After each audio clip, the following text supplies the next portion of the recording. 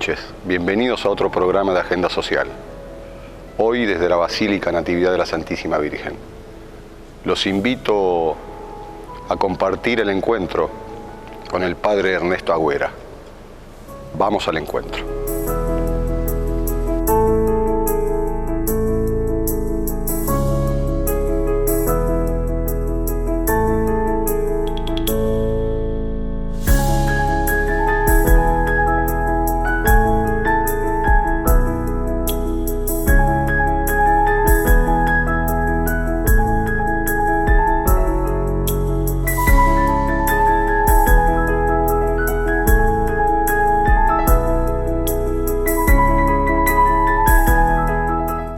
Recibe hoy el Padre Ernesto Agüera en la Basílica Natividad de la Santísima Virgen. Buenas noches, Padre Ernesto. Buenas noches, Ariel, para vos, para todos los que nos están viendo. Muchísimas gracias. A ustedes. Nos resultaba muy trascendente poder tener un contacto desde el programa de Agenda Social en función de las distintas temáticas que venimos abordando en el programa, de poder consultarlo, fundamentalmente de la actividad de la Iglesia Católica en nuestra ciudad, y puntualmente cómo han ido atravesando estos casi 9 meses de momento excepcional, pandemia incluida, en las actividades. Bueno, te digo que ha sido algo gradual, raro y a veces con idas y vueltas. Para mí ha sido como muy impactante el 19 de marzo, cuando se nos da la orden de cerrar todo. Después de la misa, bueno, quedó expuesto el Santísimo Sacramento en la capilla del Santísimo de la Adoración Perpetua, pero les comunicamos a los adoradores que desde las 12 se cerraba todo. Entonces, bueno, me tocó retirar la custodia con el Santísimo y a las personas que estaban decirle hasta luego, y nunca imaginé por cuánto tiempo. A pesar de eso, la Iglesia no se puede detener en su misión evangelizadora, por lo tanto empezamos junto con el Padre César a transmitir las misas, las de domingo. Luego sumamos, porque celebramos siempre, pero solos, con una iglesia así vacía, todos los bancos y nosotros nada más. Los domingos la transmitíamos por las redes y por el cable. Luego sumamos el rosario los lunes. Y mientras tanto, como llegaba la Semana Santa y el tiempo de que empezara la catequesis, fuimos mandando flyers a los catequistas que nos han dado una mano muy grande en esto de mantener el ejercicio de la fe. Si bien algunas cuestiones de reuniones quedaron anuladas al principio, bueno, la fe, digamos, se tiene que seguir viviendo. Bueno, con la apertura al principio de los templos para la oración personal, pusimos gente para que controle la entrada, que vaya creando el hábito de reclamar el barbijo, el alcohol sanitizante en las manos y la distancia social interna. Luego de unos meses con esa segunda modalidad, se pudo volver a celebrar la Eucaristía, con un cupo limitado, y es un poco la situación en la cual nosotros nos encontramos hoy día. Entonces, desde el punto de vista de las celebraciones, las hemos recuperado en su horario habitual, con menos gente, guardando distancia social y las normas de seguridad. Por otro lado, la catequesis, que yo te decía que en un principio empezó con este tema de los flyers que le mandamos a las familias de los chicos. Mantenemos eso para algunos grupos, pero otros se empezaron a reunir por Zoom. Y en estos días estamos celebrando las confirmaciones y primeras comuniones en grupo de a 5 chicos, de manera que lo podamos hacer adecuadamente. Y hace un poquito, algo muy interesante, desde la Universidad Católica de Santa Fe se nos envía un material que se llama Sembrando Esperanza, parece pensada para acá o desde acá tal vez, pero se envía a toda la diócesis, que son reflexiones para trabajar en pequeños grupos. Como está permitido la reunión en pequeños grupos guardando la distancia, le enviamos podríamos decir, a un delegado por grupo, de manera que se puedan reunir. Que incluye las distintas caritas. Sí, las distintas Cáritas, lo que pasa es que se maneja a partir de cada capilla o parroquia. En la Basílica, acá, nosotros tenemos 38 grupos. La verdad es que es un lugar muy participativo. 38 instituciones internas a la Basílica. Después cada capilla tiene algunas también. Entonces, en la medida que puedan reunirse, de a 5 o 6 personas nada más, no más de eso, de manera de sostenernos unos a otros, de encontrarnos y de poder seguir adelante con esta idea, sembrando esperanza, no pensar que la pandemia es el fin del mundo, tampoco esa frase tan remanida de que se acaba el mundo tal cual lo conocimos, mucho de lo que conocimos seguirá, otras cosas cambiarán. Los cambios también son graduales, tienen que ir asentándose en el imaginario comunitario, así que iremos viendo. Seguro, seguro. Comprendido ello, quería pasar a otra faceta que tiene que ver no solo con la Iglesia Católica, sino con la mayoría de los cultos reconocidos. ¿Se ha dificultado en este tiempo el aspecto económico del sostenimiento de las actividades? ¿Hay una retracción? Sí, padre? Porque bueno, nosotros no somos una fábrica que basta con que estén los obreros, se produce, se vende o se tiene en stock y más adelante se vende y se recupera. Las instituciones religiosas nuestras o de otras confesiones se manejan con el aporte que las personas dan voluntariamente, en este caso lo que los católicos dan voluntariamente, y el tiempo donde no teníamos misa, estaba cerrado la secretaría también, bueno, no hubo nada.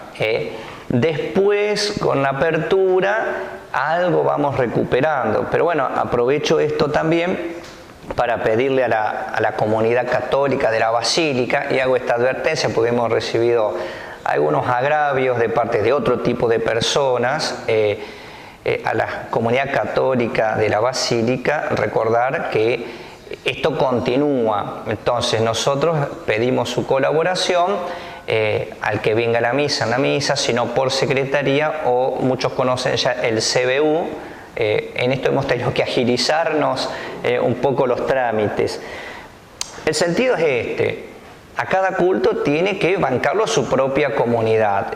No es correcto, y yo mismo estoy en desacuerdo, en que nos pague el gobierno o las personas que no pertenecen a nuestra confesión de fe se hagan cargo de nuestros gastos. Si nosotros tenemos una basílica que es muy linda y hay que limpiarla, si queremos tener, digamos, los certificados, y el papel toner cuesta, si queremos que alguien esté para atender los reclamos de las personas, y a cada empleado en justicia hay que pagarle lo que corresponde, todos sus aportes sociales, y eso tiene que salir de la comunidad. O sea, hay que tener una conciencia de que la fe vivida no es un espectáculo al cual asisto gratuitamente alguna vez, donde tengo todos los derechos y ninguna obligación. Como en cualquier sociedad, tenemos derechos, sí, pero también tenemos obligaciones. Y una de las obligaciones es el sostenimiento, se llama sostenimiento del culto, que no es solamente sostenimiento del cura, que es la parte ínfima, sino todo el resto: gas, luz, velas, hostia, vino, los empleados para que todo esté limpio, los elementos de electricidad, los servicios, bueno. Es una integralidad. Es una integralidad. Por eso hay que recurrir, como el tiempo es excepcional, a una sensibilidad excepcional también de parte de la feligresía. Y sí. En la medida de lo posible, porque también entendiendo, padre, que a nadie le vamos a exigir lo que no pueda, pero tampoco uno puede ser celoso de decir, y bueno, más o menos, total, de algún lado sacan. La realidad es esta: solamente se saca de lo que la conciencia de nuestra comunidad quiera aportar. Entonces, bueno, es una oportunidad también para crecer. Y aclaro que muchas veces, tal vez antiguamente, y también a veces lo hacemos ahora, se hace como a veces un beneficio, una rifa, unos pollos, pero muchas instituciones lo están haciendo y nosotros no queremos entrar en competencia con otras instituciones. Pero nuestra comunidad tiene que crecer en el aporte habitual sin necesidad de recibir un pollo, una rifa o algo. Esas cosas son extraordinarias. Lo ordinario es el aporte que voluntariamente, en conciencia, en sana conciencia, cada católico tiene que hacer. Porque bueno, esto es así. No tenemos otros modos de mantenernos. En aquellas épocas fundacionales de la Colonia Esperanza, y lo hablábamos en off minutos antes de empezar la entrevista, existía una norma del Consejo Municipal donde, si bien no había una obligatoriedad, se fijaba un monto fijo de sostenimiento del culto. Hoy quizás, entendiendo sus palabras, no tiene que el Estado, desde la administración oficial, hacerlo, pero sí de aquellos que integran las distintas estamentos, podrían hacerlo a nivel personal, ya sean fieles católicos o de cualquier otro credo. Entender que nos necesitamos mutuamente. Claro, fíjate, yo cuando leía esto que vos me señalabas, me di cuenta que si bien había un consejo municipal, no era un gobierno al estilo que lo conocemos ahora, no era un gobierno al estilo que lo conocemos ahora, sino que era más bien una institución comunitaria.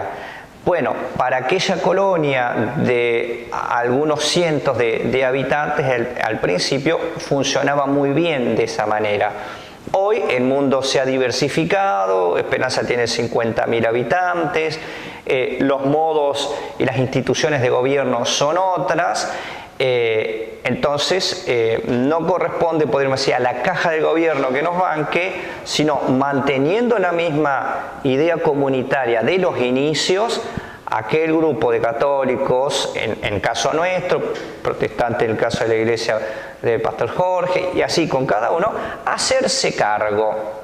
Y el que no pertenece a ninguna confesionalidad, bueno, no se tiene que hacer cargo de esto, participará de alguna otra institución. Lo importante sí, a mi modo de ver, y saliéndome un poquito del tema del mantenimiento, es la participación. O sea, nosotros no podemos delegar nuestra parte en la sociedad. Si bien esto no puede ser el caos anárquico donde toda palabra vale idénticamente, y es cierto que delegamos ciertas funciones de gobierno, nosotros no delegamos la participación. Yo, como ciudadano, delego funciones, porque no puede ejercerla y no puede haber 50.000 intendentes, concejales, jueces o lo que sea. Pero no delego mi participación en la sociedad. Se entiende claramente, padre. Pasando, y quería consultarlo de otra cuestión que a mí en lo personal me ocupa casi diariamente. Observa que los grupos de jóvenes están participando con el mismo ímpetu que lo hacían otras generaciones. No, a esto yo no me refiero únicamente a Esperanza, digo, la comunidad católica en general. ¿Está recepcionando las inquietudes de estos cambios del mundo, de la vida en sociedad? Yo creo que ha habido un cambio de matiz. Cuando yo era chico, cuando yo era adolescente, nos gustaba mucho la participación política. Yo cumplí 13 años en el 84, o sea, recién con la democracia reinaugurada. Entonces, ya viniendo lo que uno conocía tal vez de la familia o de otros lados, de los 70, los 80, fueron años donde la juventud participó mucho en política. Después tuvimos un periodo, digamos, de baja, un periodo donde, digamos, tal vez la comodidad y hasta la frivolidad ganó a la sociedad entera, no solamente a los jóvenes, entonces ahí bajó un poco la participación. Y desde los últimos 10 años algo se ha recuperado en participación política, pero también se ha abierto el abanico, por ejemplo, a las participaciones en instituciones ecológicas, otras de bien común. A mí me parece que hay una vuelta a la participación juvenil, pero hay que seguir insistiendo. Y acá es como importante ¿cómo nos posicionamos los adultos frente a los jóvenes? En primer lugar, lo que no tenemos que hacer es criticarlos, porque parece que nos olvidáramos de las cosas que hicimos, pensamos y sentíamos cuando también éramos jóvenes. Yo que ya no soy tan joven, ¿no es cierto? O para nada joven. Pero es un ejercicio que los adultos tenemos que hacer para dar confianza en los jóvenes, para poder orientarlos sin manipularlos. Y bueno, ¿qué podemos decirle? Mira, en primer lugar, y que el cuerpo le va a seguir creciendo, en el sentido de que a veces uno tiene la ilusión de que puede vivir siempre de la misma manera. Yo veo que por ahí los jóvenes pueden sentir cierto disgusto por el mundo de los adultos o cierta indiferencia, como que bueno, eso tal vez los tiende a que, bueno, que hagan la suya. Pero no vamos a tener 16 o 20 años toda la vida. La vida nos lleva cada vez más a otros compromisos, porque uno tiene su novia, tal vez después su familia, entra a un trabajo, después tiene una responsabilidad empresaria o laboral. Bueno, te va llevando la vida, te crece el cuerpo y lo ideal es que también nos crezca la mente y el espíritu. Y en ese ámbito, la participación. Pensar... Es allí donde está la instancia propiciadora de los adultos. Claro, es decir, nosotros tenemos que estimular al joven a que participe, y yo lo veo por ahí cuando doy algunas charlas en alguna escuela, decir, bueno, yo creo que el joven tiene que ser rebelde. Yo creo que el joven tiene que ser rebelde. Una persona rebelde se opone a todo lo que está mal. Y quiere verdaderamente cambiar el mundo, o al menos algunas cosas que están a su alcance. Hay que rebelarse contra el mal, no podemos ser indiferentes, no podemos ser cómplices del mal, hay que rebelarse. Lo que no puedo ser es caprichoso, y a veces confundimos, no solo los jóvenes, sino también los adultos, la rebeldía con el capricho. El capricho, la persona caprichosa es un egoísta que está autocentrado, que simplemente grita y hace quilombo para sacar un beneficio, no importando a quién perjudicar. La persona rebelde está dispuesta a sacrificarse él y sacrificar los beneficios que podría obtener en pro del bien común, especialmente del bien de los más débiles. Y este es un poco, digamos, la visión cristiana que la Iglesia tiene, a veces con luces y sombras, y es la que un poco quiero que se vaya renovando también aquí en Esperanza. Un lugar de un natural muy participativo, pero siempre hay que ir a más. De lo que hay, quiero más. Yo les dije a mi comunidad cuando nos encontramos por primera vez. Qué bueno que lo puede expresar con esa claridad de sintaxis, porque es necesario. Yo, a medida que voy entrevistando a las personas que considero necesario, por el perfil que he decidido darle al programa Agenda Social, se lo decía al pastor Jorge también en su entrevista. Qué importante que aquellos entes constitutivos de la fundación de esta comunidad sigan manteniendo con el transcurrir del tiempo el mismo mensaje claro. Hay que ser contundentes, no contundentes en el cierre, contundentes en la apertura. Sí, y ojalá tuviéramos acá muchas más instituciones.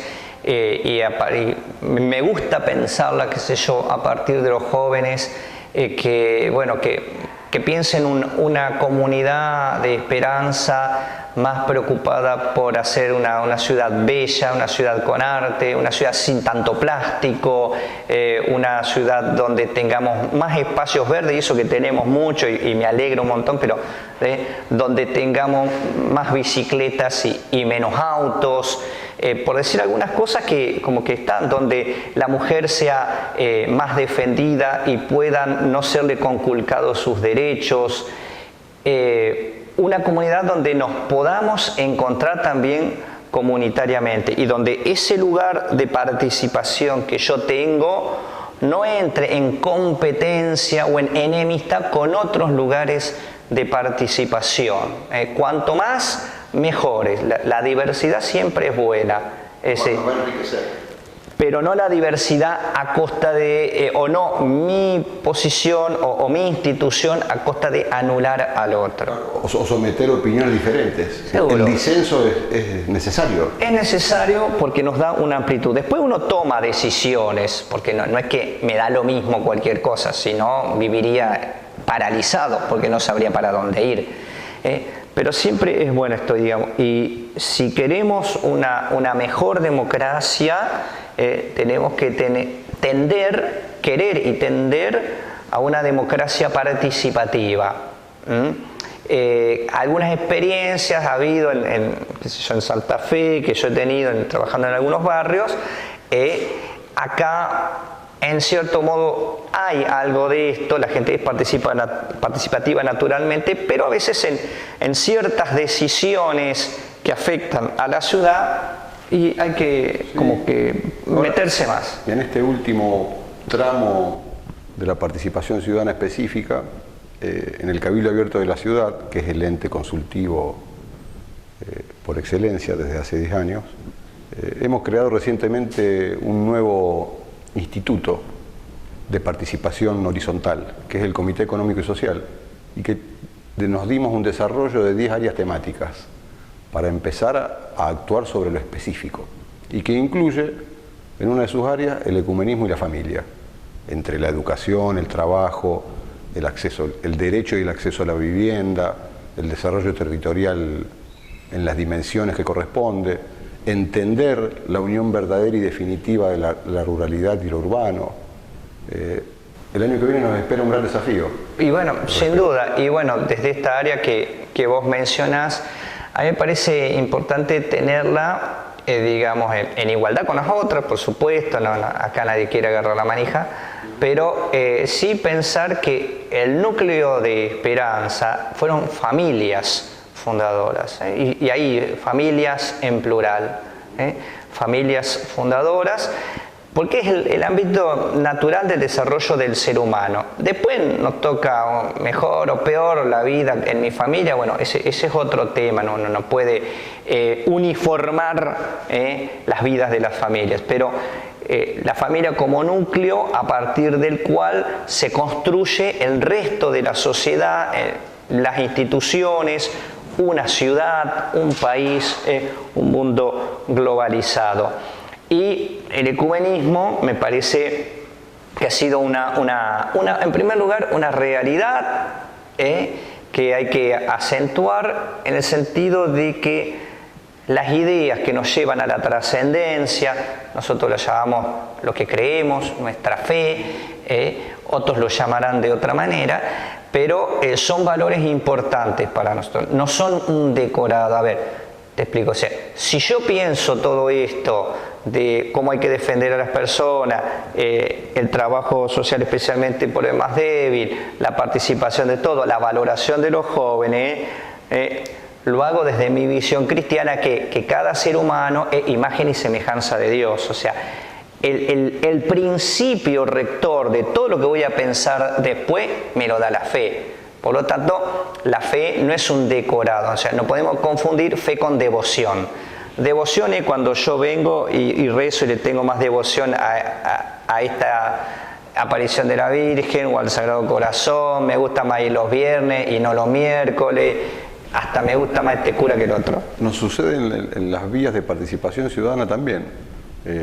Cuando uno necesita dotarse de mayor contenido, por ahí hay cierta inclinación a las formas y no al fondo. Ah, exactamente. Entonces, para mí, no solo Dios existe, es mi Padre, pero también el Padre de los otros.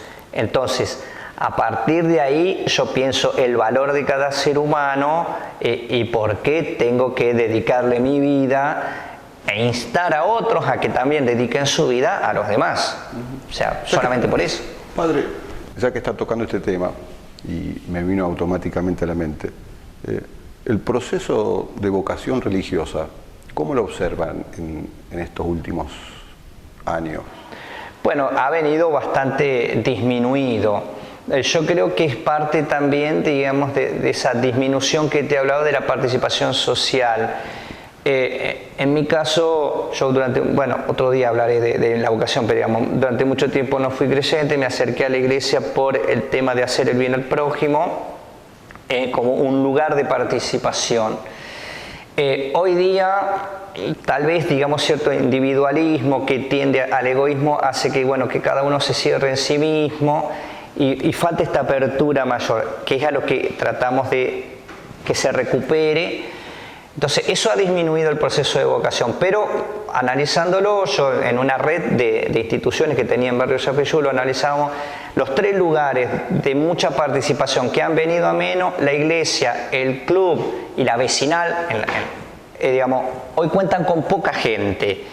Bueno, es un proceso global, complejo, no es culpabilizar a las personas de que no quieran. Digamos, hay todo un entorno donde uno, de un modo, tiene un mundo limitado, cerrado, donde se satisface a sí mismo sin tanta relación social física con otros. En el mundo de las relaciones sociales personales me ha pasado en más de una ocasión que me he encontrado con otro católico que me dice: no, yo, Ariel, soy católico, pero soy apolítico.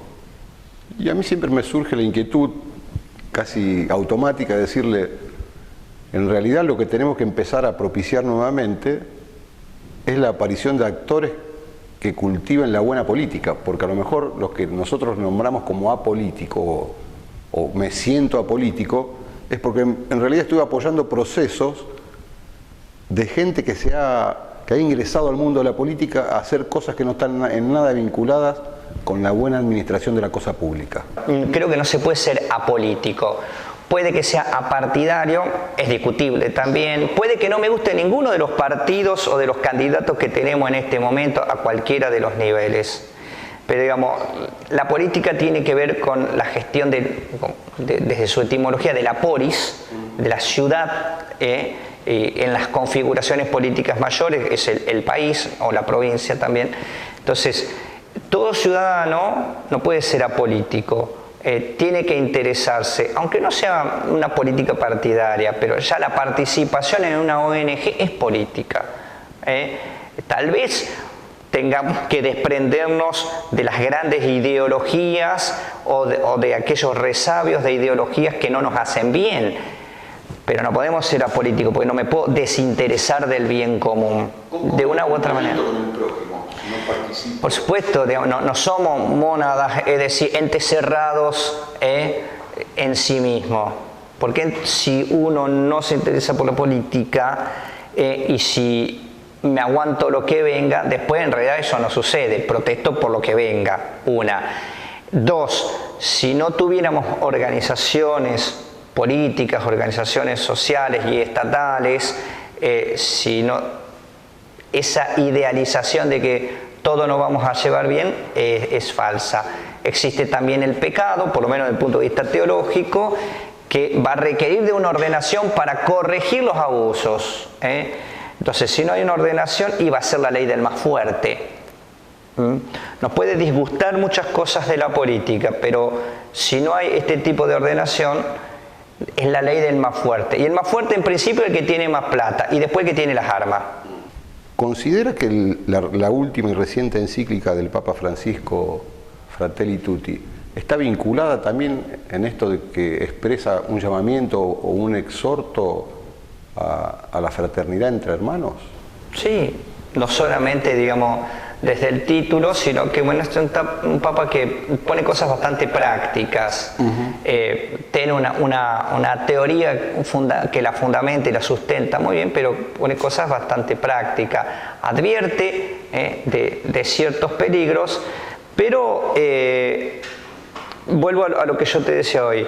Es conocida la frase que charlamos también hace un rato: nadie se puede salvar solo. Y en primer lugar, Dios crea al ser humano como comunidad, porque Dios en sí mismo ya es comunidad. Cuando digo Dios, no es la mónada cerrada leibniziana, sino que es comunidad de amor, Padre, Hijo y Espíritu Santo. Crea un mundo en comunidad, por lo tanto la comunidad es intrínseca. Y es esto, Jesús vino a dar su vida por todos. Entonces, el todos es importante, no solamente yo, que sería una ipsación, un cerrarse en sí mismo, y ni siquiera mi pequeño grupo, porque tal vez no tengo un radio de acción mayor que mi grupo, pero la mente tiene que estar puesta en el todos. La mente tiene que estar puesta, si no estoy excluyendo a algunos de su ser hijo de Dios, por lo tanto de su ser humanos, e incluso de tener cualquier tipo de derechos. Entonces, creo que el Papa apunta a eso desde el punto de la participación, podemos llamar política o ciudadana, si a alguien no le gusta la palabra, pero es esto, la participación comunitaria. Y que existe en uno y en tantos tramos, tanto del Antiguo como del Nuevo Testamento. Esto Sí. no es que tampoco No, porque un descubrimiento. es algo propio de la naturaleza humana. Por eso decía, Dios nos ha creado comunitariamente, entonces siempre hay que tender a eso, sin uniformidad, porque la uniformidad contraría la variedad, pero tampoco cerrarse en el egoísmo. Digamos, para nosotros el equilibrio entre individuo y comunidad es muy importante. El individuo solo alcanza sus mejores realizaciones en la comunidad, y la comunidad necesita del aporte particularizado de cada individuo. Son las dos cosas, por eso digo, pero tiene un fundamento en la creación de Dios, digamos, en lo que Dios mismo es, y también en aquella cosa que nosotros esperamos, que le llamamos cielo, beatitud, que es la comunión total entre todos los seres humanos y también con Dios. Entonces, la idea que sustenta el Fratelli Tutti es la idea de comunión, que es una idea en principio teológica. No es una idea política, no es una ideología, no es una cuestión circunstancial, tampoco es un tema práctico. Es un tema teológico, revelado así por Dios, y por lo tanto para nosotros los católicos es obligatorio. Quería ir a una cuestión personal, porque, bueno, en este caso puntual, mi hija forma parte de esa comunidad educativa y me he enterado que ha sido designado vicecanciller de la Universidad Católica de Santa Fe. La Universidad Católica tiene una parte académica que la rige el rector, los decanos de las facultades y lo que se llama ahí el Consejo Superior. Pero al ser católica pertenece a una asociación civil que se maneja con un directorio en comunión con el obispo del lugar fundacional. El obispo es el gran canciller y me delega a mí, como no puede estar constantemente en esto, me delega como vicecanciller. Por lo tanto yo... Exacto, yo soy el representante del arzobispo Fenoy ante el directorio y la asamblea, que son los que tienen el gobierno de las grandes líneas. Por ejemplo, fundar o no una sede en otra ciudad. Eso no le corresponde al rector, sino le corresponde al directorio. Previa consulta, bueno, hay todo un proceso. Y el placet, es decir, la aceptación o el rechazo de parte del obispo.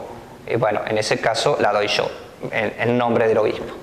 Padre, como es característica también del programa, a mí me interesa siempre que el entrevistado le dé un mensaje tanto a la comunidad, en este caso a la comunidad católica, como a los ciudadanos en general de la ciudad de Esperanza. Bueno, yo tengo que dar un mensaje y mi mensaje sería: vivamos esta Navidad, porque ya apuntamos a ella, vivamos esta Navidad con esperanza, que la esperanza es una virtud teologal, no es simple un esperar o un desear, pero también es un trabajar para hacerla mejor. No nos dejemos ganar por el bajón, por la depresión, pero trabajemos, porque las cosas no vendrán solas, las tenemos que ir haciendo nosotros. Por eso, desde la Basílica, y aprovecho tu programa para decirlo, desde la Basílica Natividad de la Virgen queremos iniciar una pequeña campaña para mostrar que la Navidad nos trae alegría,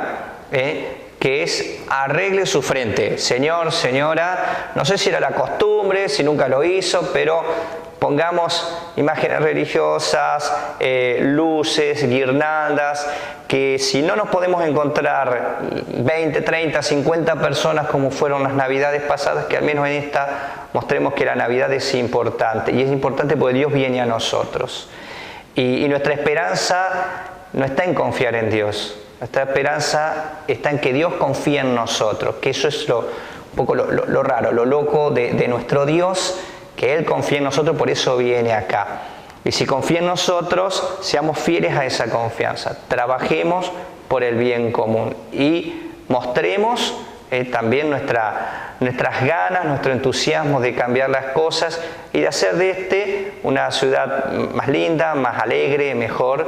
Y creo que la Navidad es un momento especial para iniciar esta tarea. Quería, acto seguido, hacer la entrega de las actas del Consejo Municipal de aquella Colonia Esperanza inicial, fundacional, de su consejo en el periodo de 1861 a 1865, y puntualmente le recomiendo una fecha, que es el 13 de febrero de 1862, que el Consejo Municipal, que era el ente administrativo por excelencia de esa naciente colonia, su primer ente, llamado Consejo de la Fabricación, está vinculado con la construcción de lo que hoy es la Basílica de la Natividad. Entender el compromiso de la comunidad con la fe. Bueno, muchísimas gracias. A mí me encanta la historia, así que me gustan las documentaciones, así que lo voy a aprovechar bien. Te agradezco mucho, agradezco también a los muchachos que nos están filmando y sacando fotos. Y bueno, hoy hablábamos de los jóvenes, me imagino a ellos dentro de, no sé, como 30 o 40 años, con el pelo blanco como vos, también entrevistando y trabajando en esto tan lindo que es ayudar a comunicar. El periodismo puede tener mucho de malo o mucho de bueno, la decisión es nuestra. Y por eso te agradezco este espacio que no solamente me brindas a mí y a mi comunidad, sino a todo aquel que esté dispuesto aquí en Esperanza. Dios te bendiga, Dios los bendiga, chicos.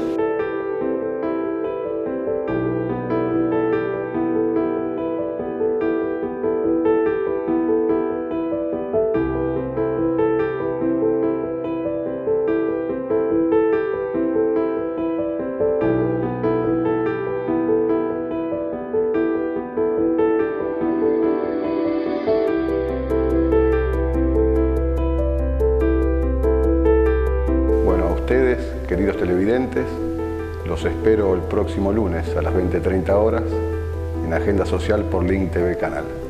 Gracias por prestarnos atención.